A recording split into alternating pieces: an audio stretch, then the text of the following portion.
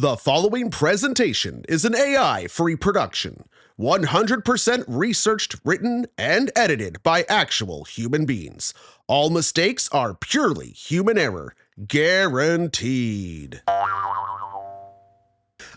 Look at him drink that honey. Oh my God. Don't make me laugh. I'm going to get in my beard. You do not want honey in your beard. I'll have ants attacking me in the night. Hello, dig for bones.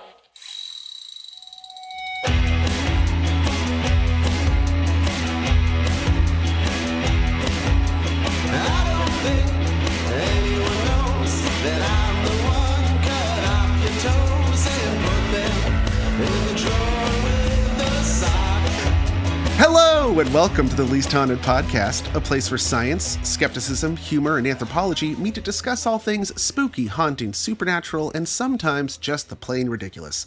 I'm your host, Cody Franks, and joining me as almost always is tickling thoughts by telling tall tales to teach traveling and toddling through time, always trustworthy, trending towards titillating truths and never terrible.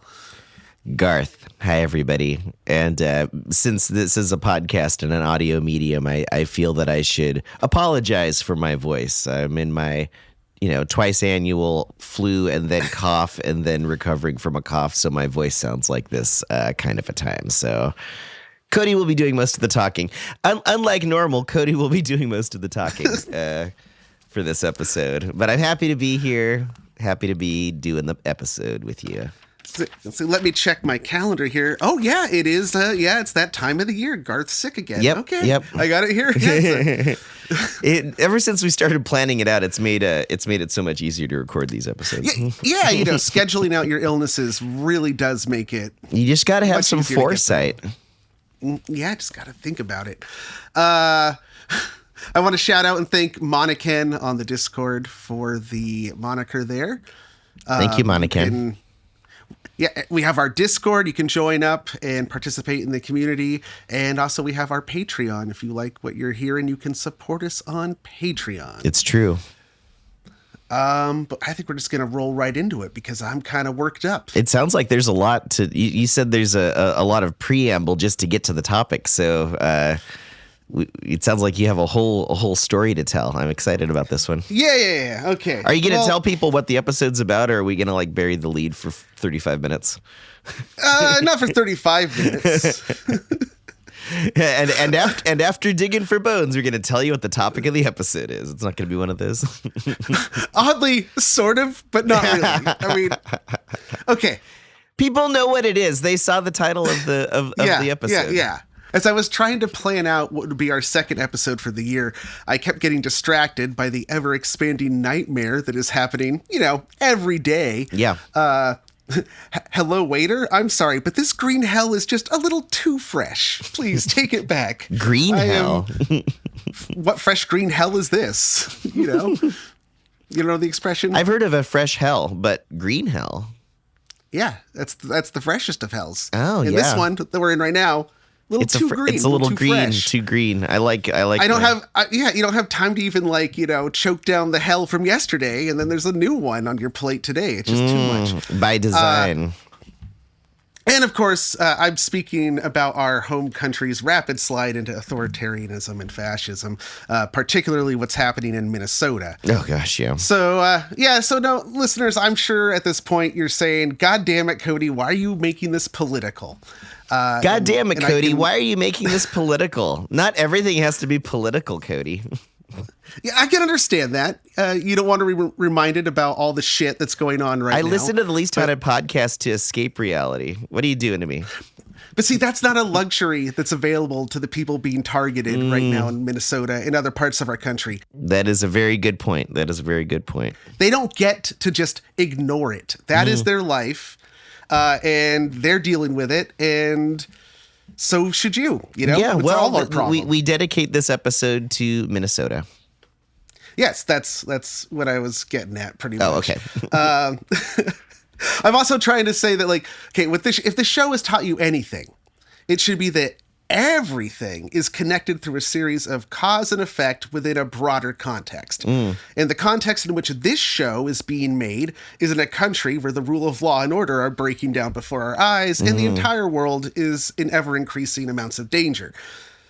So in a roundabout way, yes, this episode is dedicated to the brave, beautiful humans battling against oppression in Minnesota. Hell yeah. And these are the times and circumstances in which heroes are forged, where acts of human endurance and strength when confronted with a chaotic and wild opponent become the stuff of legends, growing in the retelling to inspire and capture the imagination of future generations.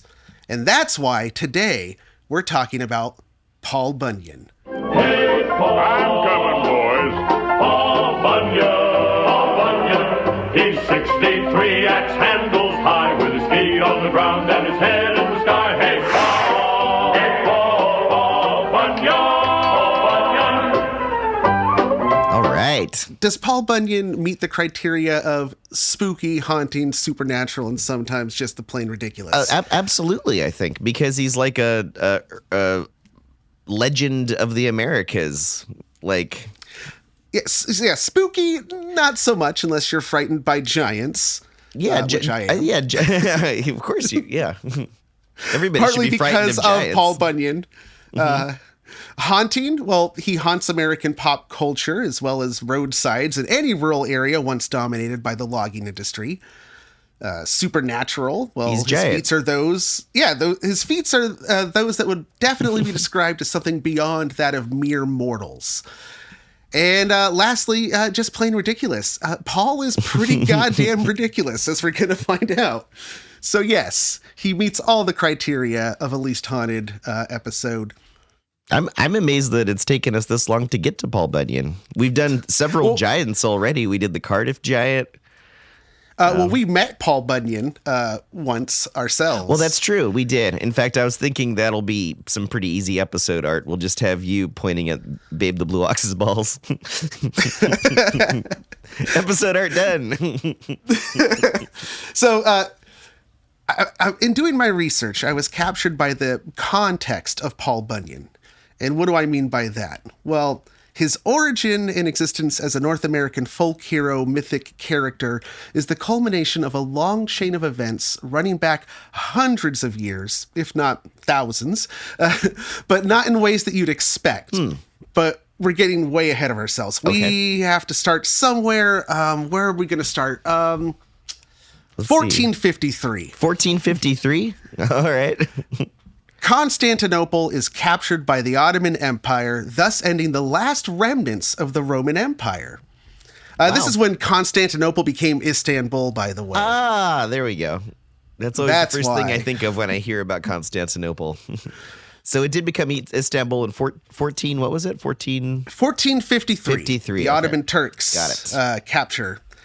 And that thus ends the Byzantine Empire, which was also known as the Eastern Roman Empire, and therefore the end of the Roman Empire itself. It also effectively closes the Silk Road to Europe.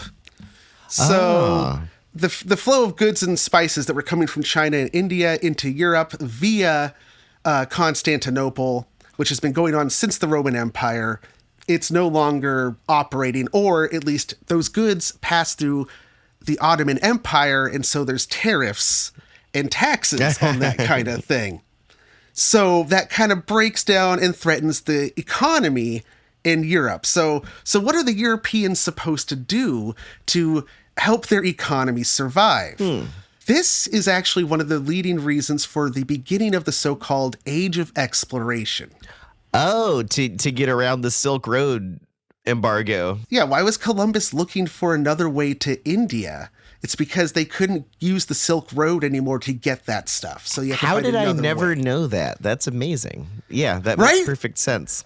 Exactly. That's something that was never taught to me in school. Like sure- every you time know, they talked about To it. be fair, it probably was taught to us and we just didn't care. But now it's super interesting.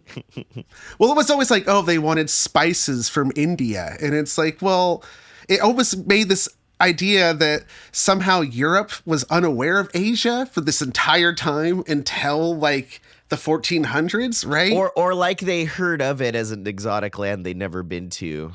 But yeah, like if they already knew about the spices, they must have gotten the spices somehow. But they wanted a better way to get the spices because the Silk Road broke down. Okay. The spice must flow. And they'd been, it's like there'd been trade between Asia and Europe since the Roman Empire, and even before that. So, yeah, it's interesting to think about, the way that these things are connected. But you're probably wondering, what does that have to do with Paul Bunyan? Why does that matter? You know what? Normally I would, but in this case, I'm so along for the ride that I don't even care. Keep telling the story. This is great. Okay. So Columbus, quote unquote, discovers the New World, even though it was perfectly happy on its own and fully discovered already by those people already living there. But anyway, once that happens, the European powers then begin this like mad scramble to explore and claim as much of this new land as they can. And each one was after a specific thing that they lacked or needed. For example, the Spanish, they had just finished what was called the Reconquista. That's like the literal reconquest of the Iberian Peninsula where they drove out the Muslim Moors, which also ended up kind of inspiring Mary Lwyd in a way. So like that's where that timeline branches off. Remember we talked about how everything that was Moorish was popular and that led to like the hobby horse. Oh, the hobby horses. Yes. Yes. So, we're kind of treading that territory again. But after they had reconquered Spain, they needed to like raise a bunch of money to rebuild things in their image and recover economically. Also, they had a whole bunch of soldiers who had just spent the better part of a century, fighting to reconquer in this holy war. And now they're just sitting around bored and armed. You got to keep them busy. So they send them to the New World as conquistadors, conquerors, to seek out gold that could then be shipped back. And that's why the Spanish are so obsessed with gold in their exploration, is it's like they are rebuilding Spain, so they need money to do so. They famously have a fever, and the only thing that'll cure it is gold. But then what if England, the other, colonial power, what's their game? What are they looking for? And why does that factor into this whole story? Well, in 1995, Disney made... Yeah, right. Sorry, we're jumping ahead. I'm just as an example. In 1995, Disney makes the highly objectionable and offensive movie Pocahontas, based on the life of a real indigenous child, but as related by the much older white guy who met her one time when he's bragging later to his buddies. That's the basis for that whole story, really. John Smith was a piece of shit. I don't think I ever saw that movie. But the context of the Pocahontas story is that you have the Jamestown settlement in Virginia. And the movie depicts them building this colony against the backdrop of a song about the British singing how they're looking for gold. No, they weren't there for gold. That's what the Spanish were doing. The thing, and I promise this is all relevant. Oh, that's all right. So by the 1540s, the island of Great Britain was almost completely logged. They had cut down all their forests for wood. There was some woodlands that were reserved as part of like nobility estates, and they had like a rule that nothing could be logged within like so many acres of noble land. But by and large, there's like no trees left to do anything on the island. There used to be like forests. Back when Robin Hood was around, he'd go hide in the forest. But I guess by the time of the Age of Exploration, all the forests had been chopped down. So England needs wood. They need wood because it's also what like they're burning. It's either wood or coal that you're burning for heat. But they're mostly burning wood. And also everything's being made out of wood. You need it for construction. Right. So in 1584, the Archdeacon of Westminster Abbey in London, this guy Richard Hakluyt, he publishes a manuscript called A Discourse of Western Planting. And in this pamphlet, he is urging for the exploration of the New World to find resources that England lacks, specifically wood. Let's go find wood. Very cost prohibitive to just start shipping wood back on ships like across the Atlantic. It would make more sense in the long run to try to plant new trees in England, I would think. But I guess short term benefits, Yeah. it makes it still worth And it. actually, the North Atlantic isn't really as wide as, say, the Pacific. So, Well, sure. if you do that Northern Atlantic around Greenland and Iceland, and then drop down, it's not that far. Okay. And there's another reason why they're going west, and I'll get to that in a moment. Okay. In 1606, Hakluyt and some other partners receive a charter from King James to form the Virginia Company, and their stated goal in the venture, vis-a-vis the Jamestown expedition, was specifically to scout wood.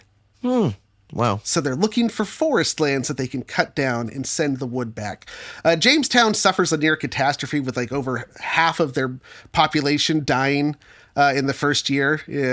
But that's the beginning of the American logging industry, basically. And so all that before was just to get us to this why are we why is America even being colonized by the British at all?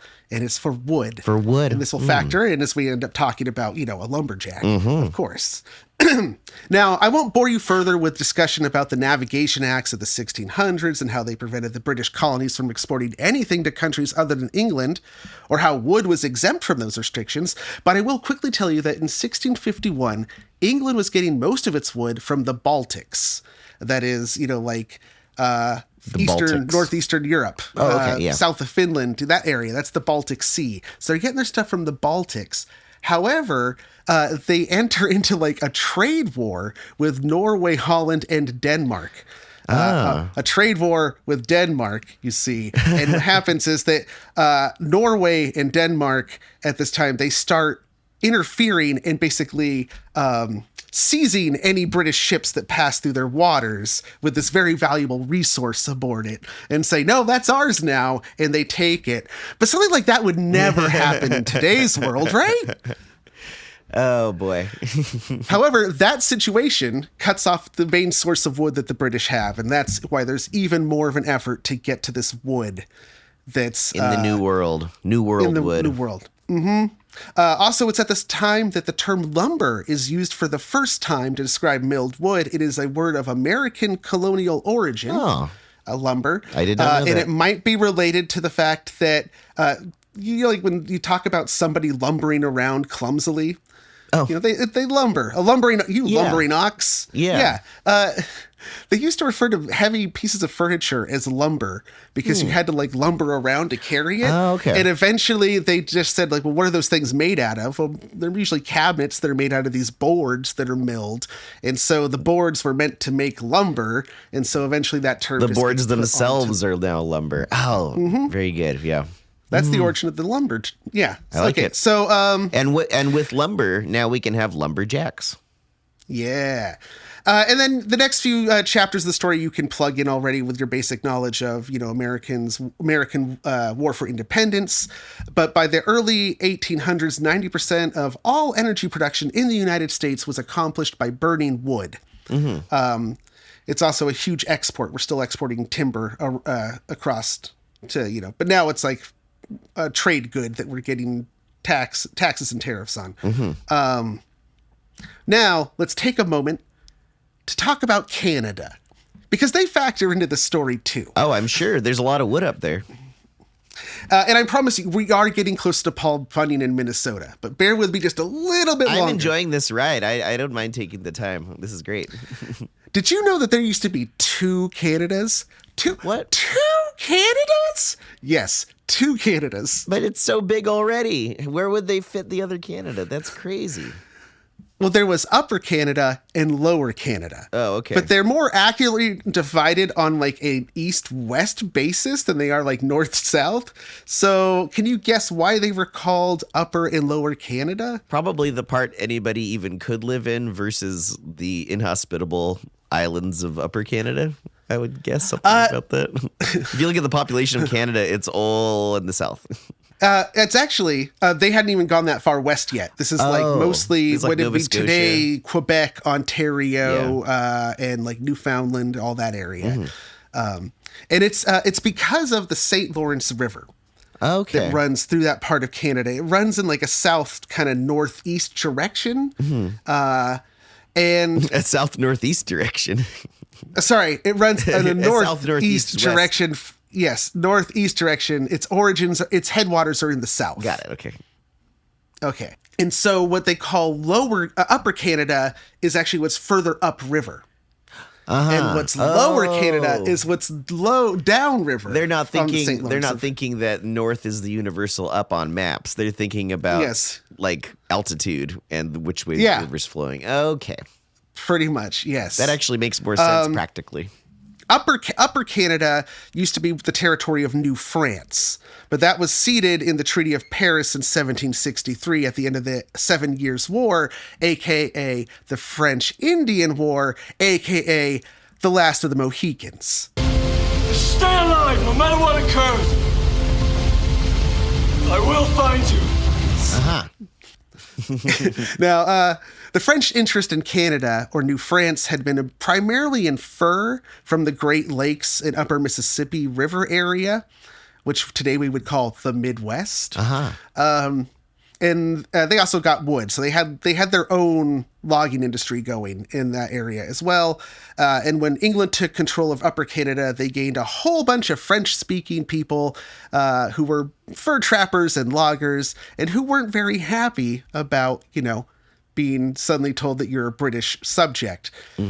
Now, as is always the case, when one country effectively annexes another or occupies it by force, the locals don't take too kindly to that, and they can rise up and revolt. And that's exactly what happened in 1837 when Upper Canada rebelled. Now, this rebellion ended with the defeat of Upper Canada in the Act of Union of 1840, which effectively established Canada as one unit for the first time. Which would eventually become, the country Canada as we know it. But that's the first time it became one. So there was no more Upper and Lower Canada. Canadian unification. Canada. Okay. Now, some of the French Canadians who had resisted that unification, a la, Firefly, your brown coats. Yeah. They decided that they wanted to still kind of maintain some freedom. And so they head further southwest into what used to be part of Upper Canada, but which is now part of the United States, and at this time is called as the Northwest Territory, because the relationship to how big the country is. That, for a while, what we call the Midwest now was the Northwest. I seem to remember in another episode of this podcast, we've done so many, I can't remember which one it was, learning about how part of that Northwest Territory was kind of there were so few people there that it was sort of jointly owned by Canada and the U.S. Like there wasn't a super defined border from one to the other. It was just like, well, that's just no man's land, or it's both of our territories, whatever. But that might have been when we talked about Ogopogo. That might have been up in that sounds British about right. Columbia but yeah, that area. was the fur trapping in the Northwest Territory time. But this is different Northwest Territory. At this point, what's called the Northwest Territory is what we would call the Midwest today. Oh, I was thinking Oregon and Washington. You're talking like Wisconsin. Because America hasn't really expanded that far west yet. Right. So yes, so the Northwest is what would be now the Midwest, and eventually would become, that's right, Minnesota. I told you we'd get there. We got it there. We made it. But it's important that you understood that context of French-Canadian rebels who now are loggers in the Minnesota area. Okay, gotcha. And then Minnesota joins the Union in 1858 as the 32nd state with a motto in French. It's the only U.S. state that has a state motto that is French. No kidding. I didn't know and this is to recognize those French pioneers, fur trappers, and loggers. And it is L'Étoile du Nord, which means, sorry, that's atrocious French, but it means the Star of the North. And that's why Minnesota is known as the North Star State. Yeah. Also because it is geographically the furthest north of the contiguous United States. It has the northernmost point. You'd think it was Maine, but no, it's Minnesota. Yeah, that is surprising. And the reason that American pioneers came into Minnesota, however, was directly tied to the logging industry. Remember how I said that about 90% of American energy production was wood-based? Well, even the timber woods of New England were getting tapped out by this time, by like the 1840s. Resources depleted? Well, I never. So the logging companies began looking westwards towards the Northwest Territory, i.e. Minnesota and Michigan. Minnesota, by the way, is an Ojibwe word. Remember from the Hodag? Oh, yeah. We talked about them being that area. And it means either land of the clouded water or land of clear water, depending on where you put the emphasis in the indigenous word. Oh, so it could be either one thing or its opposite. We're not quite sure. And it's, again, it seems that, like, I'm not even going to try to, like, butcher the word here, but it seems that in one pronunciation it's one word, in the other it's two words. But like depending on how you say it, it can mean one or the other. And according to like legend, when an indigenous person tried to teach the first Americans that came into the area, or first Europeans, I guess, who came into the area, when he was trying to explain to them what the word meant, he took a glass of water and then dropped a drop of milk in it that made it cloudy. And he was like, yeah, Minnesota, so it makes it like a cloudy thing. And now, finally, the stage is set for us to meet Paul Bunyan for the first time, and all these pieces are going to fall into place, and it'll make sense why all that had to come up. But first, that's right. What? Dig for bones! Let's dig for some giant bones.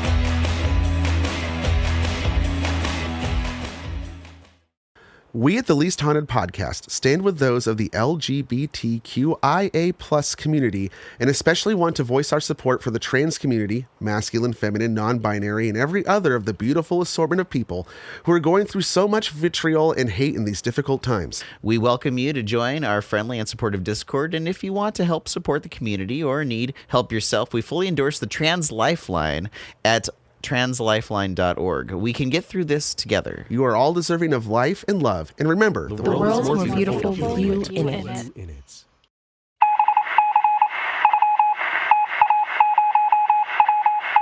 The following is a special announcement from Pod-Free Sequoidea. Hey everyone, I'm sure that if you're like me, you're trying to find ways in which you can help the people of Minnesota who are being terrorized by ICE right now. I would suggest you check out the resources page of the Minnesota Council of Nonprofits at minnesota-nonprofits.org/community-resources-ice-operations. There, you will find a whole list of ways you can support. Resources for anyone in Minnesota who might be participating in the protests, legal assistance for those being targeted by ICE, a list of trusted news sources within Minnesota, protesting guidelines and education, and so much more. These are all great resources, not just for those in Minnesota, but also for anyone who needs to educate themselves on protesting basics, rights, and how to participate in community support. If you are in Minnesota, please be safe. Least Haunted and all of Sequoidea Productions stand with you. And if you aren't in Minnesota, be prepared, because it could be your home and your neighbors next. So once again, that was the Minnesota Council of Nonprofits at minnesota-nonprofits.org/community-resources-ice-operations. But don't let that be the only resource you use either. There are many ways to help, support, and facilitate community resistance and action. If you're in a place not yet targeted by ICE, now would be a very good time to start building those social networks of support. Members of our communities will not be free to go grocery shopping or to laundromats, the post office, pharmacies, or any of the other places that we in a functional community take for granted every day. So reach out to your affected friends, family, and even neighbors you don't already know. Ask them how you can help in these trying times. Look, we got through the darkest days of COVID together, and we can weather this storm too. Just take care of each other, love each other, support each other. We'll get through this. And now, please, enjoy the rest of the show.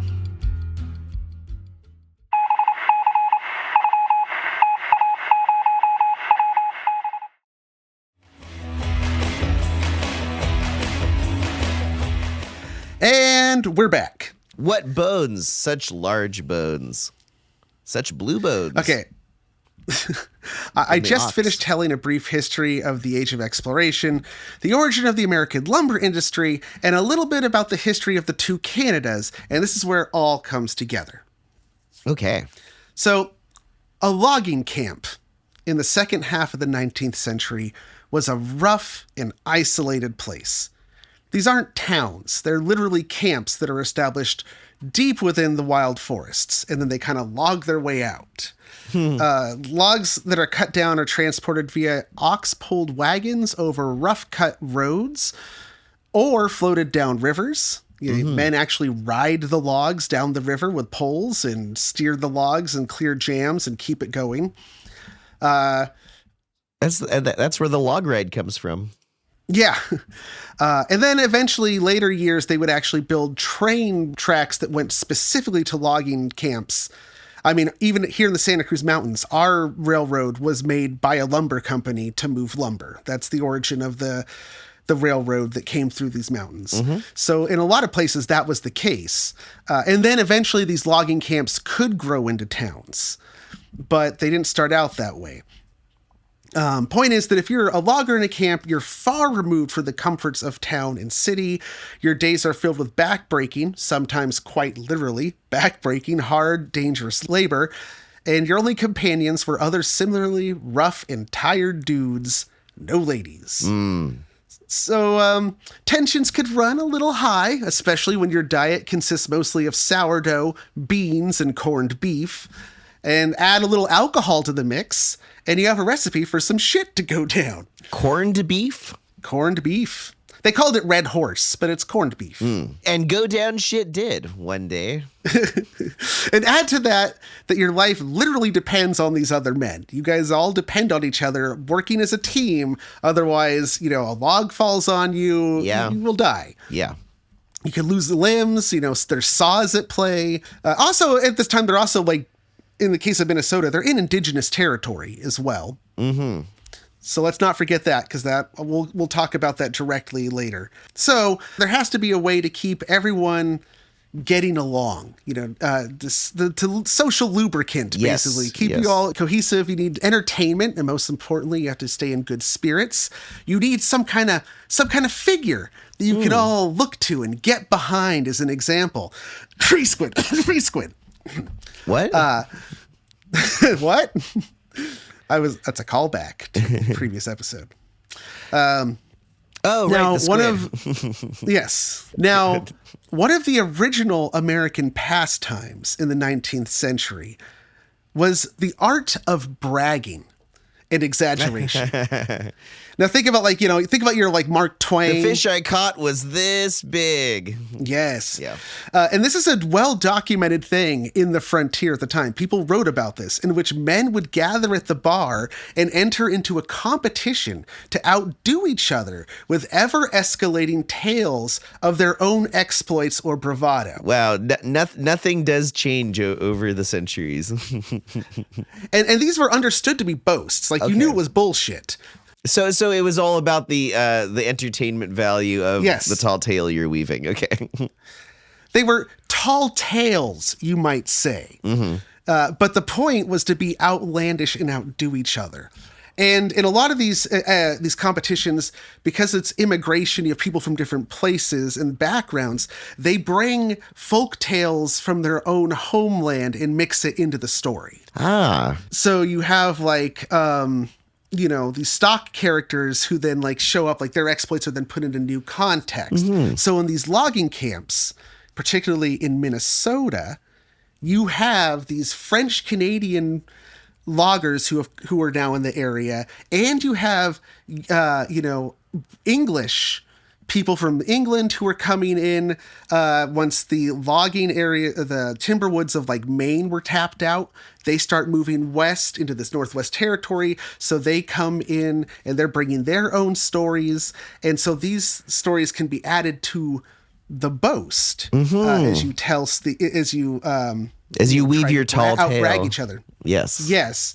Now, in the logging camps, however, where everyone depends on each other, it's important not to let any one person get a big head, so to speak, to really like to dominate the storytelling. You don't want the same person to win every time. No, or just more like you don't want any one person to have an overinflated sense of self-importance.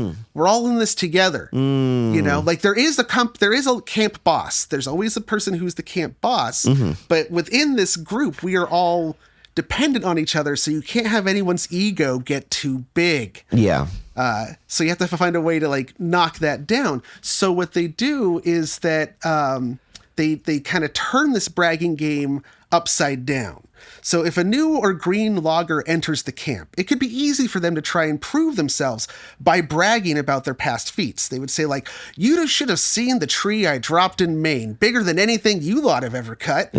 Where elsewhere this boast was like kind of a diffusing, good-natured thing. In this context, however, it could do like the opposite. It's like, who the hell does this guy think he is? Coming in here like, we don't know him. He doesn't know us. He's not our friend. Who the fuck this guy? Yeah. Right? So an elegant solution is to put them in their place by recounting the exploits of the ultimate logger. Something that no mortal man could ever accomplish. Oh, you cut down a big tree, you say. Well, that's nothing. Paul Bunyan can clear 40 acres in the single swing of an axe. He's a real Bill Blasky, if you know what I mean. You know, Brasky goes about 9'8", 790 pounds. Oh, he sheds his skin once a year? I once saw him scissor kick Angela Lansbury. And here, at last, we have Paul Bunyan. So he's arrived. Yeah, so I see his function is he's this other person you can point at to counteract some new guy who's boasting about what he did and be like, oh yeah, you did that. Well, Paul Bunyan could do this. Yes. And it's always, they still keep like a little bit of the self-boast going because when these stories are told, it's always, I worked with Paul. Okay. Like, that's I knew what I was Paul. wondering. I Okay. worked with him, and they'll then like name another logging area or famous camp where it happened. So the stories might like, They will claim that he started his logging in Maine. Like, oh yeah, I logged with him in Maine. But they're telling the stories in Minnesota. Okay, so he's always the person's friend who the storyteller's friend is Paul Bunyan. Got it. And Paul Bunyan is also in the stories often, he's the camp boss. Oh, so it's Paul's camp, right? In actuality, though, like the first written record of Paul Bunyan by name is actually a 20th century thing. In 1910, there's a series of articles by a guy named James McGillivray. He publishes in the Detroit News Tribune a series called Logging Tall Tales. And it's one of those, the first offhand mention of the name Paul Bunyan. Okay, so he'd been around in the oral tradition for decades already. Yeah. Okay. And then his next appearance is in this book that I'm holding in my hands right here. It's from 1914. The Marvelous Exploits of Paul Bunyan. By W.B. Laufhead. This book is actually a collection of advertising pamphlets that were put out by the Red River Lumber Company in Minnesota. Mm-hmm. And Red River Lumber Company actually owned a bunch of logging camps across the country, but they were based in Minnesota. And they collected some of these Paul Bunyan stories and then put them out in pamphlets, mostly to other like logging industry people. It was like a kind of inside thing, just like for aficionados and people who were in the business. And it was like an advertising thing. Like they would send to other like, oh, you're doing this construction project. Well, consider Red River Lumber because our camp boss is Paul Bunyan. And let's tell you some of the crazy stories about Paul Bunyan. And from this, though, it was easy for a lot of people to dismiss Paul Bunyan as the creation of a marketing company, right? Oh, I see. So they thought, oh, he's just an advertisement. He doesn't have this other history. By like the end of the 20th century, that was kind of like the consensus of folklorists, or like, or not folklorists, but just like general people who would talk about like, oh yeah, it was just like, Coca-Cola invented Santa Claus. Right. He was invented as a marketing guy, and so he's not a real folk character. But actual folklorists now have found out, like, no, these are older stories. They go back as early as the 1850s, maybe even earlier, but sometimes under a different name. And so now I'm trying to think here. We haven't even described Paul Bunyan. We've mentioned him. So let's see, like, what is our collective knowledge of Paul Bunyan? Okay, like, what let's do you see. know about Paul Bunyan? When I think of Paul Bunyan, I'm imagining that guy on the paper towel man. The brawny man? Yeah, that guy. And he's maybe 30 feet tall. He's got a big old axe. Or I imagine he has a splitting maul. It's probably a fat axe. And then he's got Babe the Blue Ox, which is an ox that is... And now oxen compared to human beings are really very large, but every time I've seen Paul Bunyan depicted, Babe the Blue Ox is kind of like the size of a small dog compared to Paul, but still way bigger than a real ox. So Babe the Blue Ox is probably like 20 feet tall, I'd say. And it's just an ox that is blue and walks around with Paul Bunyan. And that's what I think. He's a logger, right? He's a lumberjack. Yeah, he's a lumberjack. He's a mountain of a man. Yeah. So the thing about Paul Bunyan in the stories is that his size is inconsistent. It changes depending on what feat he is accomplishing. And sometimes in the same story, it can be contradictory. But in one of the first descriptions of Paul Bunyan that's written down, he is described as being 8 feet tall and weighing 300 pounds. Starting off as just a very big guy. I mean, the tallest person ever recorded was 8 feet 7 inches, I think. That sounds about right. No, 8 foot 11. It's that. What's his name? Ripley's Believe It or Not Museum. Yeah. Woodfellow. But he had Woodlow. He had a lot of back problems. I don't think he would have been a lumberjack. And swinging, yeah, exactly. He's not swinging. Andre the Giant, for example, was only 7 foot 4 inches. So not even 8 feet tall. So that, an 8 foot tall person would still be pretty big.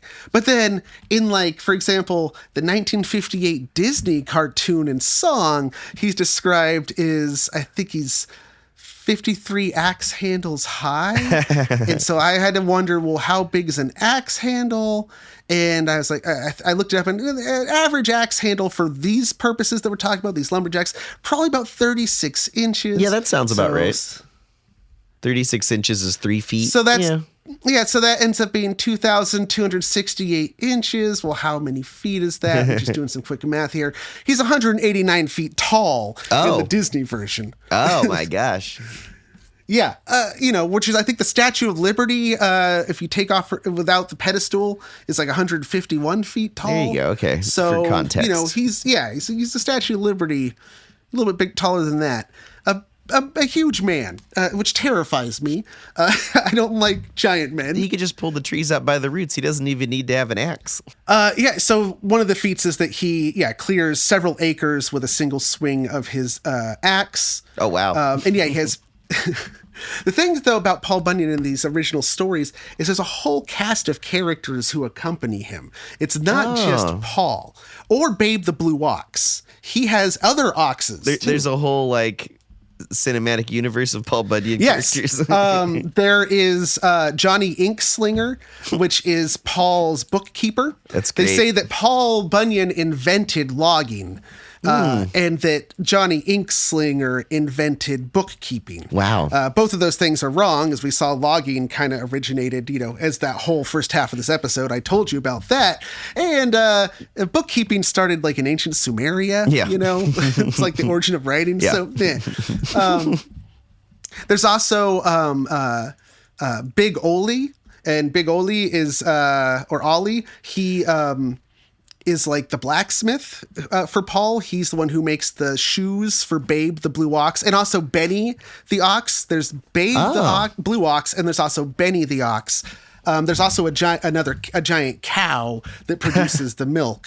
Wow. And so you've got Ole, and then there's let's see, who else is there? There's the chore boy.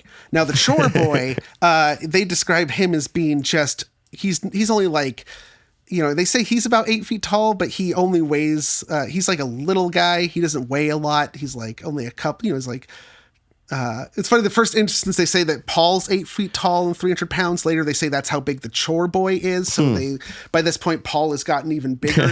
And the chore boy, they just like have him do the chores for them. But he factors into a bunch of the stories. There's also a Mrs. Paul Bunyan. She never gets a name. Are they all jumbo sized? Like, is his bookkeeper also a giant? No, I don't think Johnny Inkslinger is. But here's the thing about these stories is that anything that like encounters Paul through some kind weird of like magic becomes giant. They talk about like the prune pits left over from the breakfasts of these loggers in the camp.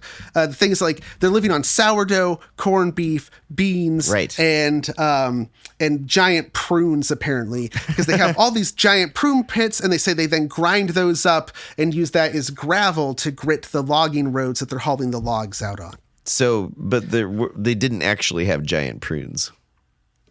No such Paul's thing got exists. dogs that are huge. Okay. The camp cook, he one time was trying to cook some beans, and he dug a hole in the ground and did a big fire and like buried the beans and then forgot about them, and they exploded. And that was the eruption of Mount Lassen in 1915 in Northern California. So that's the thing, is that like Paul is he's cited as the origin for a lot of like geological formations in the western half of the country. Because he's so big. Benny the ox, the like sibling ox to Babe, as it were, dies because he has an insatiable appetite, eats and eats and eats, and he also likes to eat flapjacks. They eat a lot of pancakes in the Paul Bunyan stories.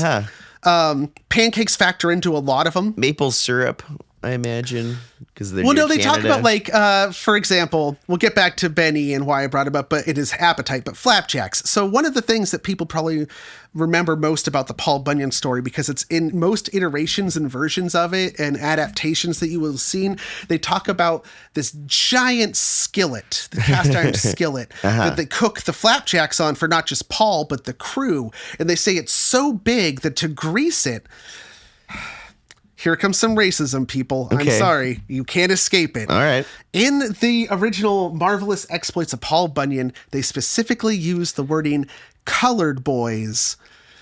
Okay, well, which is that's very derogatory. That's not as bad as it could have been. But how do they grease it? They strap either hams or sides of bacon to these boys' feet and then have them skate across the skillet to grease it. And they say they use black kids because they don't burn over the skillet. Oh, I got you. Okay. Yes. All right. Well, moving on. Extremely racist. But they cook a lot of flapjacks, and Benny the ox likes flapjacks, and one day breaks out of his pen and goes out and eats all the flapjacks as they're cooking. And in his haste, he eats the cast iron stove.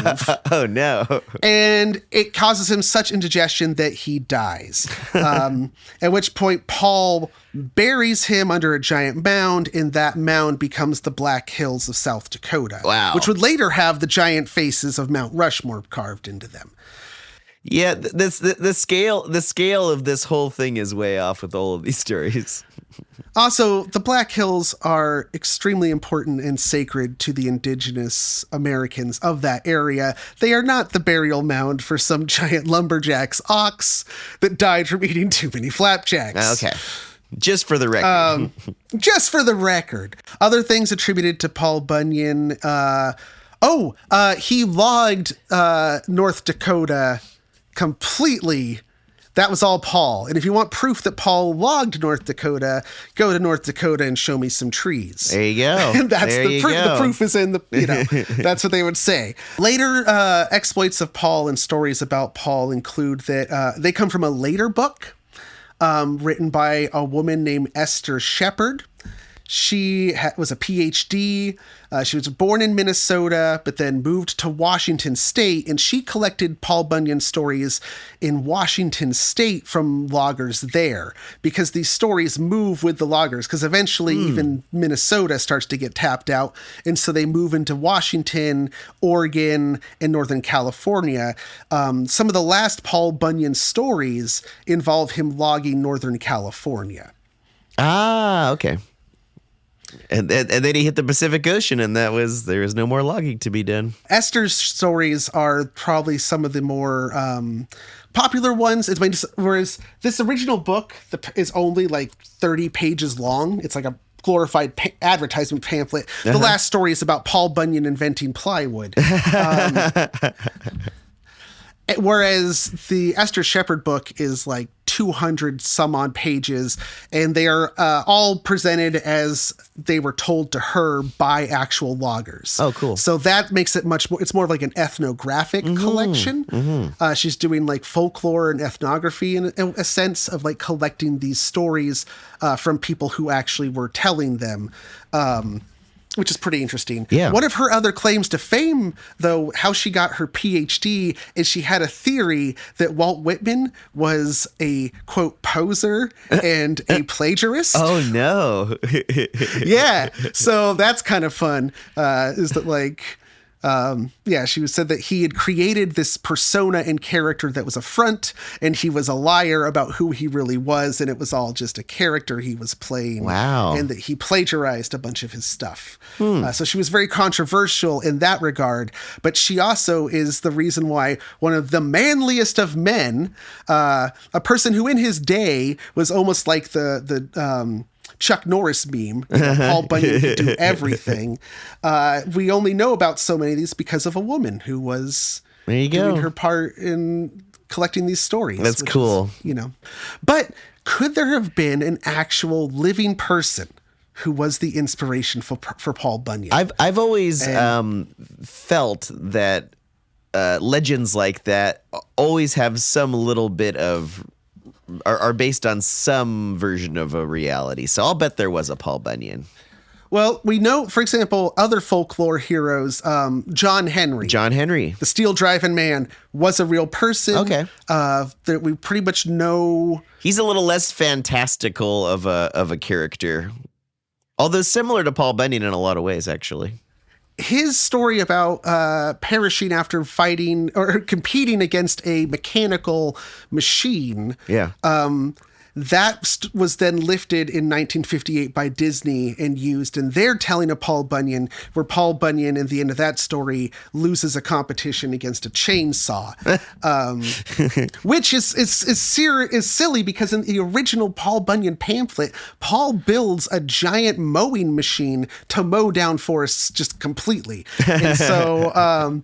the idea of him being like opposed to a chainsaw. Paul's not opposed. He's no Luddite. He's not opposed to technology. In fact, that's a thing that carries through all the stories of Paul Bunyan, is that he's very crafty. Yeah, he invented plywood, you said? So he's a creator of new things, too. The idea is that he never encounters a problem that he can't overcome through wit and like his own ingenuity. Great hero.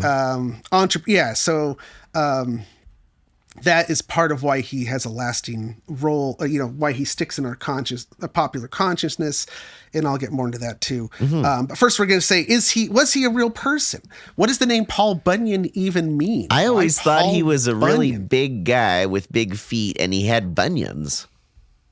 Well, yeah, so you have an idea of a bunion as like a lump on the side of your foot. Yeah. It's a giant callus kind of thing. Well, he wears boots all day. He's working. Probably doesn't air out his feet enough. Well, there's two possible reasons that might explain why we were talking about Upper Canada and the French. In French Canadian, in Quebecois, I think is what they call it. Quebecois? It's the Quebec French okay. language. There is supposedly an expression of disbelief or astonishment, which is Bunyan. Oh. Paul amazing. Paul astonishing. He's doing these crazy things that you could only say Bunyan at, and so that could become Bunyan when you start anglicizing it, or when these stories are being shared with their fellow loggers in the Northwest Territory who aren't French, so they're hearing it a different way. Another one is that it actually could be Bon Jean, as in like Jean, like Jean-Luc Picard. Jean is in somebody's name, and that is an actual historical figure they can trace. So Paul Bon Jean. Who's that? So there were two French guys who could be the inspiration for Paul Bunyan, and they were both veterans of the Upper Canadian Rebellion who left Canada and came into the Minnesota area. One was a guy named Bon Jean, who was a logger, and so some of his war exploits and stories might have been stories that were told over and over again about him. And another one is a guy named Fabien Fournier. And Fournier was from Quebec. He moved to Michigan after the Civil War to take advantage of the logging jobs that were there. He already had logging experience, but he also fought in the rebellion. He was 6 feet tall, which was noteworthy because at that time, the average height of an American male was only 5 feet or 1.5 meters. So the idea of a guy literally a foot taller than everybody else made him very intimidating. There were stories of his drinking prowess and in brawls that he would get in bars were like told over and over again. So there already was this like larger than life thing about him. In my own life, one of my dad's friends, who I grew up calling my Uncle Richard, was one of these figures, a mountain of a man who, no joke, I once saw him drink an entire 6-pack of beer, Garth, from the Redwood Estates store to the corner of Bear Creek and Summit. He drank 6 beers. Now, just one. For people who don't know this area, that is not very far. That is maybe like a mile and a half as the crow flies. Was he driving? He was driving at the time. I was in the passenger seat as a little kid. He's just cracking it open. Glug, glug, glug, crack it open. And this was a man who had to duck to avoid the ceiling fan in my family's living room when he would come and visit. Wow. So a mountain of a man. I actually thought he was the guy on the brawny paper towels when I was a kid. That's exactly what he looked like. He was a Paul Bunyan. Anyway, so you had this guy, Fabien Fournier, and he's got these exploits. He apparently died in 1875 in Bay City, Michigan, during a bar brawl when someone hit him in the back of the head with a mallet. Wow. Not John Henry. But yeah, and so they might be actual inspirations, like some of those exploits, and you have those French loggers telling these stories. Another thing that might be... So there actually might have been a real person in there. So Bon Jean, who could become Bunyan, as well as the Fabien Fournier. And that's why it was important to talk about these Canadian French rebellion and these rebels, because they bring these stories in with them. Another thing that the French have is, remember when we talked about hobby horses, again, back to hobby horses, another thing that's really popular in France is what's called a processional giant. I've never heard of this. What is a processional And these giant? are giant puppets. Again, giant puppets. Some of these are like 16, 20 feet tall puppets. I've seen these in parades. That are in parades, and sometimes they're saints or they're local folk heroes. Yeah. There are already all these folk heroes they call them like giants or a giant. Wow. And so you have these French Canadians who already have like a memory from the homeland of these giant figures, and now they're telling their logging stories and putting these giant figures characteristics on the character in the stories. You also have another thing that Minnesota in that area is known for is Scandinavian immigrants who came into the area. They enter in the mid 1800s. A lot of them are fleeing failed almost rebellions of their own in Scandinavia and in Germany. There's like a few failed like rebellions that happen. So those people flee and they come to the New World. They settle in that area, the Dakotas, Minnesota, Wisconsin. And that's why that area has a large Scandinavian identity today. Well, what's something that Scandinavians also have in their folklore that could be applied to Paul Bunyan? I don't know. You have the giants, literal giants there you go. in Scandinavian folklore. That's easy. That's so obvious I didn't think of it. Also, a lot of these exploits of Paul Bunyan could be like the exploits of Thor. Oh, interesting. So you have he's a mountain of a man who's moving. Literally, in some of the stories, he diverts rivers or even forms rivers himself. In one, a logging road is so crooked that he then just hooks an anchor to it and then drags it straight. Problem solved. There's another character in Scandinavian folklore named Askeladd. Or the Ash Boy. And he is always depicted as being exceptionally clever. And he solves all of his problems through ingenious solutions and trickery. So that's another thing that if you have your bragging tradition in these frontier logging camps, people are bragging. They're immigrants who are bringing their own folklore stories and exploits and putting them into the brag. These then get transferred to Paul Bunyan when you invert that bragging system. Right. It all makes sense. I love it. I never thought much about Paul Bunyan until now, and he's like one of my favorite legends. That's great.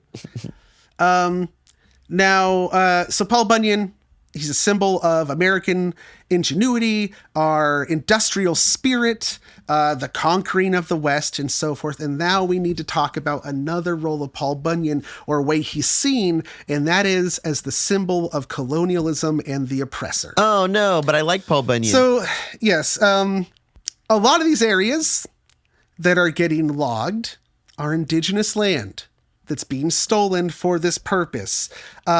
Minnesota itself has a rocky history with their indigenous population. Shortly after statehood, they wanted to remove all of the indigenous people, and so they offered a cash bounty of $25 for every scalp. And so there was actual genocide taking place. California did the exact same thing during the gold rush. There was a cash bounty on scalps. And so you have that going on. And then also that a lot of places that are sacred in indigenous beliefs, their origins are later given to Paul Bunyan. So Minnesota, the land of 10,000 lakes, that's actually a misnomer. They actually have more than 11,000 bodies of water that are in an area larger than 10 acres in Minnesota. So a lot of lakes. Some origins say that those are just the footprints of Paul Bunyan and Babe the Blue Ox. Right. Whereas other people who have been there a long time, there's other origin stories, and these are, and so it's taking that away from them. Attributing to a European things that are indigenous. So you have that aspect of it. I can think of one of the Paul Bunyan statues that I'm sure will come up in Garth's Corner, and one that we have visited is the one at the Trees of Mystery here in California, in Klamath, California. Klamath being the location of one of California's rancherias or reservations for the Klamath people. It's indigenous land, and then there's a giant statue of Paul Bunyan. Right. So you can see, easily how that, and also Jamestown, story Pocahontas, founded to exploit lumber. The story of the oppression of the indigenous Americans is tied intrinsically to the history of the logging industry in the Americas. Yep. Yeah, I can see that. Those two things are connected. And Paul Bunyan is the mascot of logging, so yeah. Yes. And right now, ICE is arresting indigenous Americans in Minnesota. Yeah. And holding them hostage and not releasing them until the tribal group, in this case, the Sioux, the Ogallala Sioux, agree to some kind of immigration partnership with ICE. So they're being held hostage essentially as political prisoners. Fuck. As political prisoners. And so, yeah. Wow. Okay. Well, at this point, I'm sorry that I took us to such a down point. No, but that's important to acknowledge. We don't want to skip that because it's a good point. But we're going to go to, Garth's Corner right now. Oh, and yeah. then we'll come back. And, maybe after Garth's Corner, we'll be able to bring it all back. Okay. Yes. So we're going to do Garth's Corner, and we're, of course, going to start with the Garth's Corner song. Kelsey Hopkins sits at the business end of a flagrantly calibrated exhaust pipe ballast in the Futility Muffler Assembly Shop. Inelegantly torquing the sprocket of a stately muffler and humbly fumbling as her narrator navigates an ode to bongo fury, she swivels towards camera and speaks. Some Garth's Corner. Some Garth's Corners are made from a spark of originality, while others rip off spoken word intros to guitar solos. This isn't even a song yet, but I'm keeping this part in for authenticity that will never bear fruit. For this muffler is in need of installation, and I can think of no one more qualified than I, the muffler installer, Kelsey Hopkins. So, go ahead and sing. All right, Kelsey, torque that wrench, help install the muffler. Kelsey, it's time to drench it in WD-40. All right, well, see if it's working now. You're also a good shuffler. We'll play some cards later. So let's break this song home. It's Garth's Muffler Man Corner. Guitar solo.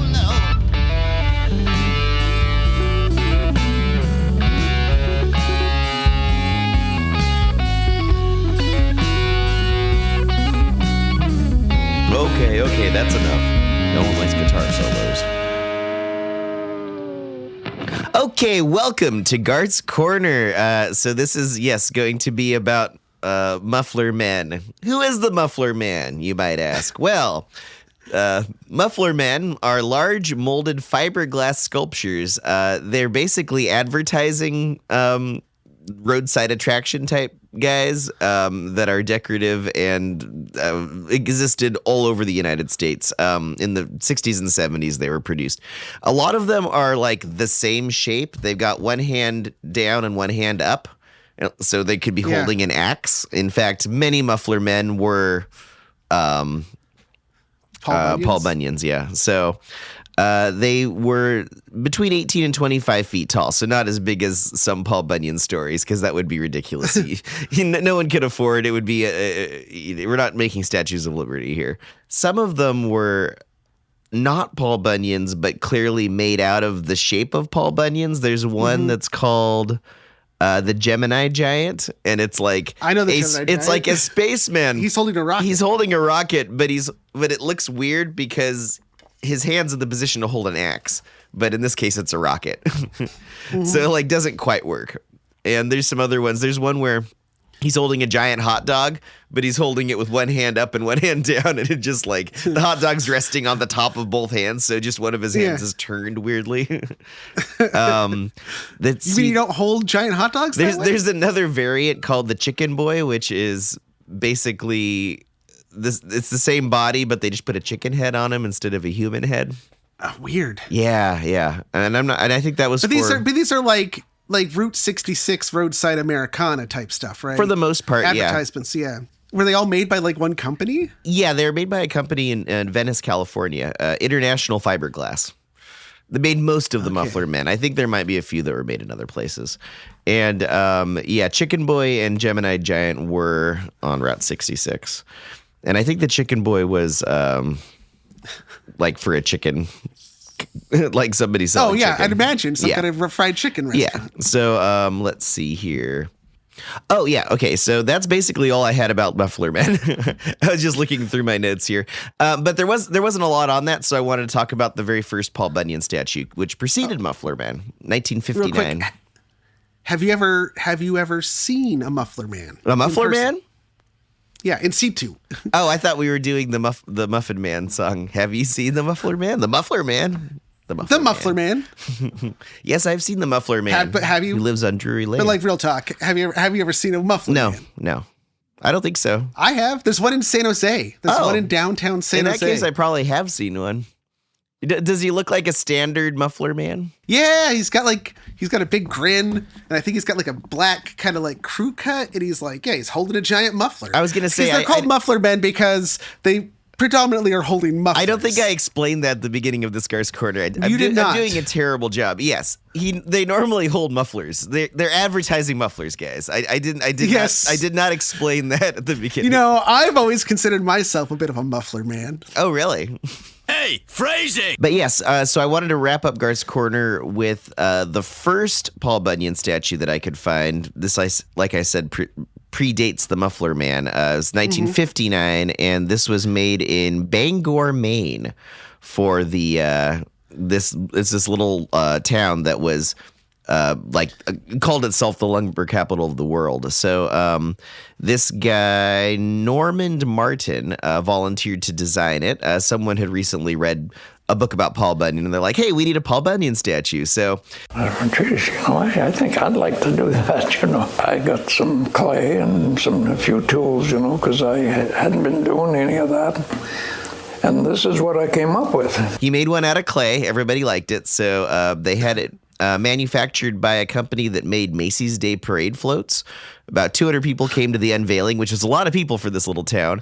And the Paul Bunyan statue remains to this day. You can see it now. It's a pretty good statue, and the funny thing is, it looks. It's very much like the brawny guy. It looks kind of like the Giga Chad meme, just like a big old beard and a big smile. And what's great is there's a photo of Normand Martin. He's an old man now. I saw an interview with him from the local news on YouTube, and we'll put a link to that. And that's me standing there. They show a picture of him from when he made this back in 1959, and he looks exactly like the sculpture he made. He has a beard. He's dressed in him, and it's like, oh, you did a self-portrait, and it's great. He's standing in front of his sculpture, and they look identical. So, yeah, pretty great. And that was the very first Paul Bunyan statue. I think there's another one that claims to be from 1937. Oh, in Minnesota. Oh, okay, well that would be the first then. I did not see that in my research. So in Bemidji, Minnesota, there's a Paul and a Babe the Blue Ox, and I think he's about 16 feet tall, which is almost in line with the Muffler Men that come later. Yeah, I know I've seen a few Paul Bunyans driving across the country as a kid. It's not just an American thing. Even in Canada, he went the other way too. Right. Loggers took it back up into Canada, so he's also considered. If you look up in Wikipedia, they refer to him as a American and Canadian folk hero, because he figures in tales from both places. But the one that comes to mind, and the first one I ever saw, and the one that you and I have also since seen together, is the one in Klamath. That is definitely the biggest one I've ever seen. That guy's got to be. It is actually the world's record holder. It's the tallest Paul Bunyan statue. How tall is that one? 59 feet. 59. Wow. And then I think Babe is 35 feet tall. Sounds about right. Giant balls. Yeah, those balls. I don't know why they sculpted the balls. You didn't have to put them there, but that ox has a giant pair of dangling balls. I really appreciated the attention to detail. Now, I first saw that Paul Bunyan when I was probably about 2. My family did a road trip to Canada, and on the way back down the coast, we stopped there, and I distinctly remember seeing him. And I think when you and I saw him together, I had this core memory that unlocked in my brain. And I think I've mentioned elsewhere, it might have been in our Giants episode, that ever since I was a kid, I've had a reoccurring nightmare about being chased by a giant. It's that motherfucker. That was the one. He's the reason. He might have been the one who did it. It was him. Because this Paul Bunyan at Trees of Mystery, there is its head and hand move. So its hand kind of waves back and forth, and its head turns, and there's a person who hangs out up there, and there's a loudspeaker, and they call out people in the parking lot. They talk to you. In my research, I found that there were a few instances where it's a somewhat animatronic Paul Bunyan. There's other ones. There's a similar thing in Texas. Big Tex at the Texas State Fair is another giant man who does the same thing. But yeah, that's been Gar's Corner. Muffler Man, Paul Bunyan statues, and then back to so why all this about Paul Bunyan and dedicating it to Minnesota, besides the fact that he is of Minnesota. Yeah. Some places like Bemidji, where the first statue, they claim that they're the birthplace of Paul Bunyan. But according to some of the stories, he was born in Maine and then came to Minnesota. One of my favorite things is they keep saying that they will refer to him logging on, quote, the Big Onion. And when he was up on the Big Onion, back when Paul was on the Big Onion, the Big Onion. And I was like, what the hell is that? And so I finally sussed out that they're referring to some river. And so is there a Big Onion River? Turns out there is an Onion River. What a weird name for a river. It's in Minnesota, and it's only 6 miles long. It is a very short river. And so them calling it the Big Onion is actually a joke. They're joking. They're being sarcastic because it's funny. also like, well, if Paul Bunyan's a giant, then anything he'd worked on was a giant. So the Onion River is not some 6 mile long waterway. It's the Big Onion, right? That's so everything funny. associated with Paul is big. But there's some lessons or things from Paul Bunyan and his origin and all this that can be taken by the people in Minnesota who are fighting for their very lives right now. Yeah. And it is the cleverness of solving your problems. The idea that Paul Bunyan stories were a thing that were providing social cohesion amongst these loggers whose lives depended on each other. So it's a way of like camaraderie, coming together. Yeah. So soon we'll hear about there's going to be a protester who is like the Paul Bunyan of protesters. Yeah. And his exploits and things. It has been so remarkable seeing the people who are still protesting there. Like, it's easy to protest where we are, and the people that are actually going out there now, it's amazing to me. They're truly heroic. The European people in Minnesota, their history is these people they're the French rebels who were fighting oppression by an occupying force. Yeah. They're the Scandinavians who were parts of social progress movements that failed in the 1800s. So that's why you find out like Minnesota has always been kind of a liberal state. That's right. that Scandinavian influence. These are people who were trying to do like social justice revolutions and were crushed. And so they came to America. So you have that lineage there that is part of this as well. And there is the indigenous aspect of this in Minnesota.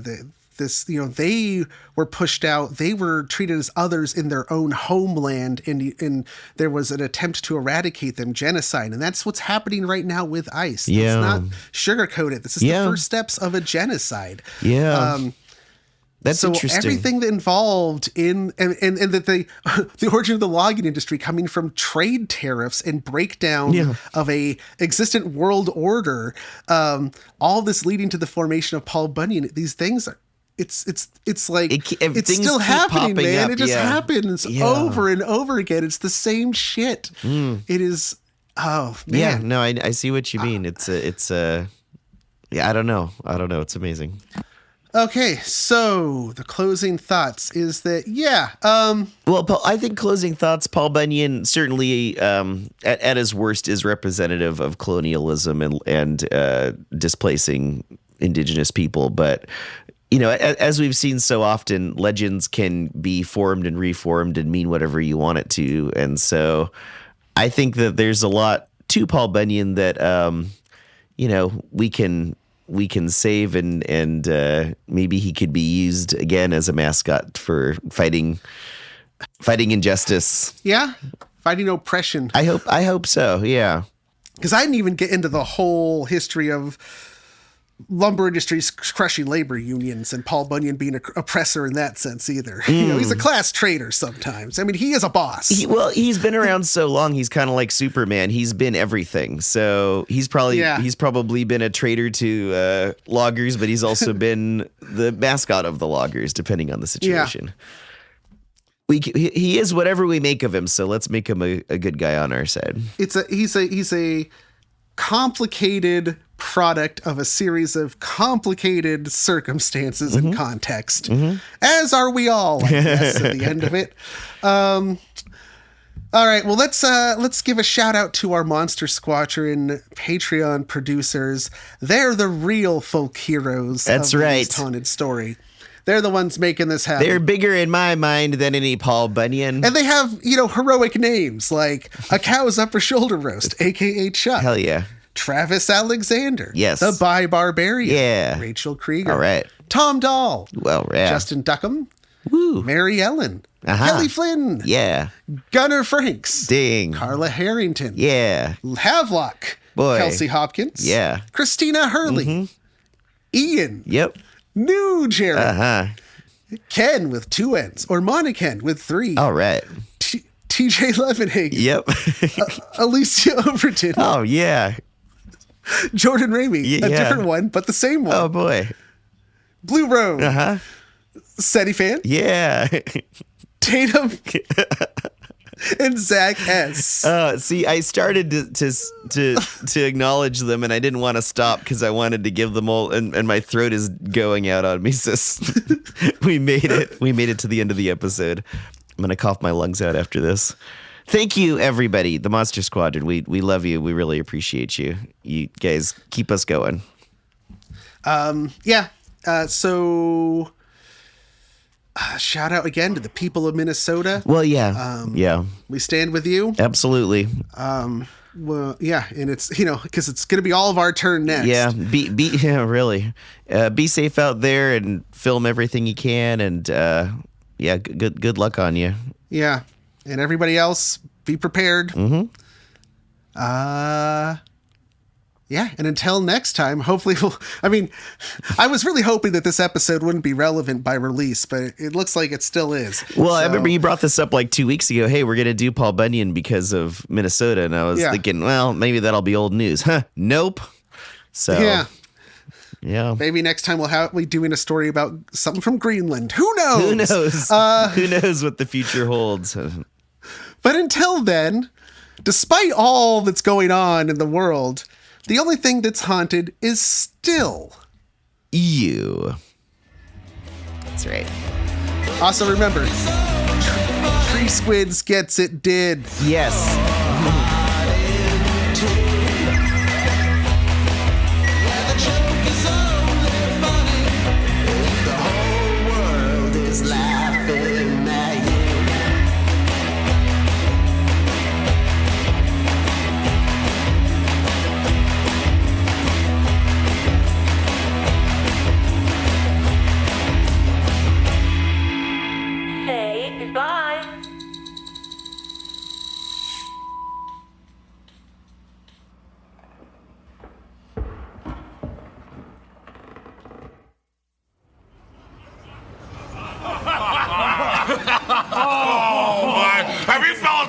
With a guy by the name of Bill Brasky. Bill Brasky? Yeah.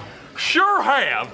And I tell you one thing, Bill Brasky is a son of a bitch. Best damn salesman in the office. He goes about 6'8", 340 pounds.